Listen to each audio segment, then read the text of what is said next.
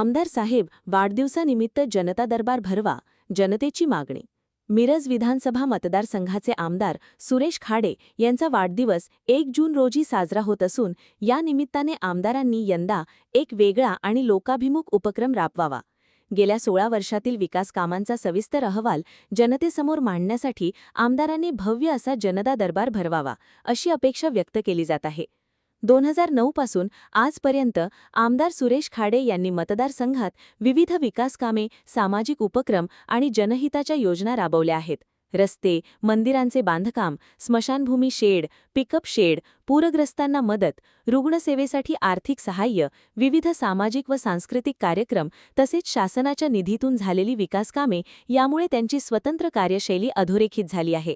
दर 5 वर्षांनी निवडून आल्यानंतर काढली जाणारी विजयाची भव्य दिव्य मिरवणूक, दहीहंडीचा भव्य कार्यक्रम, प्रशंसनीय कामांची आणि शासनाकडून आलेल्या निधीची तात्काळ प्रसिद्धी, दिवाळी आणि ईदच्या शुभेच्छा, खट्याळ वक्तृत्व अशी वैशिष्ट्यपूर्ण विविधता आमदारांच्याकडे आहे.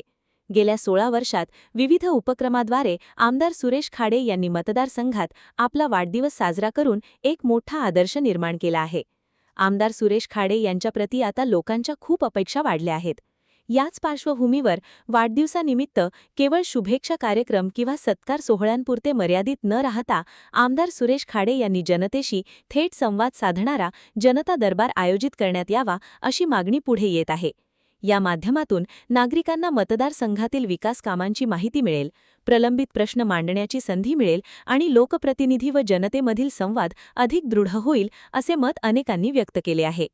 जनता दरबारात गेल्या 16 वर्षातील विकास कामांचा लेखाजोखा, पूर्ण झालेले प्रकल्प, प्रलंबित प्रश्न आणि आगामी विकासाचे नियोजन यावर सविस्तर चर्चा होऊ शकते. त्यामुळे आमदारांच्या कार्यकाळाचे वस्तुनिष्ठ मूल्यमापन जनतेसमोर येईल, अशी अपेक्षा व्यक्त होत आहे. जून महिन्यात अनेक राजकीय नेत्यांचे वाढदिवस विविध उपक्रमांनी साजरे केले जातात. मात्र मिरज मतदारसंघात जनतेच्या थेट सहभागातून लोकशाही बळकट करणारा जनता दरबार हा एक आगळा-वेगळा उपक्रम ठरू शकतो.